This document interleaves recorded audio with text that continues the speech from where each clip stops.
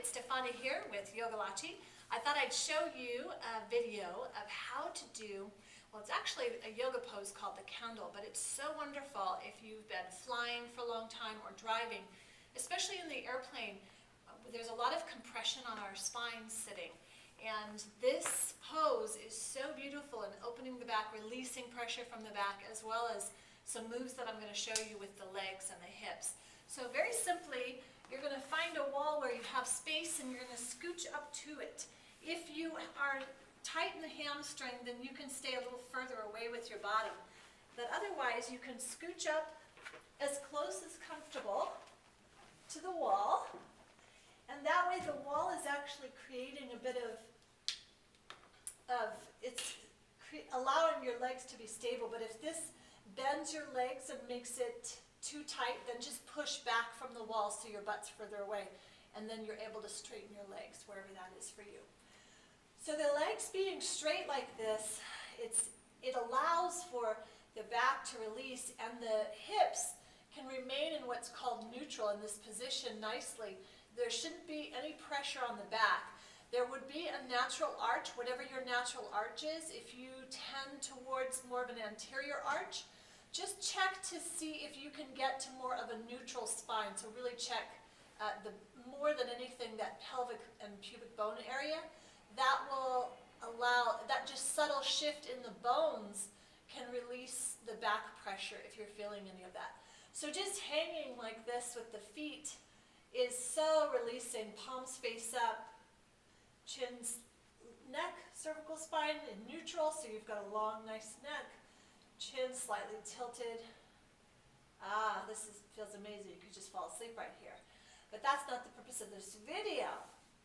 What's wonderful about this is the wall actually allows for you to do movements with your legs that you could do on the ground as well, but gravity's not pushing against your legs. It's more that it's pushing down here, so you can see that it's very comfortable for your hips. If there's mobility issues, we can start with a very gentle opening where the hips are even and you're still remaining in neutral spine with your pelvic area. And just allowing them, you can come down further if you're more flexible. Just listen to your body on this. It feels heavenly. Again, just relaxing your arms. This is where gravity can help with the upper chest and just open through the back and the shoulders. And you can put your arms wherever is comfortable. I like to sometimes move them upward just because that helps with mobility around the shoulders. As long as the shoulders don't start creeping up at the ears, you want to keep those shoulders down and those scapula pocketed in the back pockets. It should feel really, really nice. And then we'll go ahead and extend the legs up again. I go through a series where I take one leg out to the side as far as I can take it. But the most important thing to remember is that you're not cocking your hip. You want to keep those hips even. They stay on the even plane for both sides. And then when the other leg goes out, same thing. You want to still have them even. So I'm going to show you what it looks like incorrectly. If you collapse and that hip hikes up, no, we don't want that. We want to actually keep those hips stable. So it's not about how far you can spread your legs in any way. It's really about keeping the hips stable and increasing their mobility, but allowing for stability. So we've got stability in the back, in the lumbar. The abdominal area is helping us keep stable as well. And there's release in that spine because we're in this position here where we're horizontal as opposed to always compressed. So you can let your legs just hang out. The hip joints, if you open with an external rotation, that may feel good.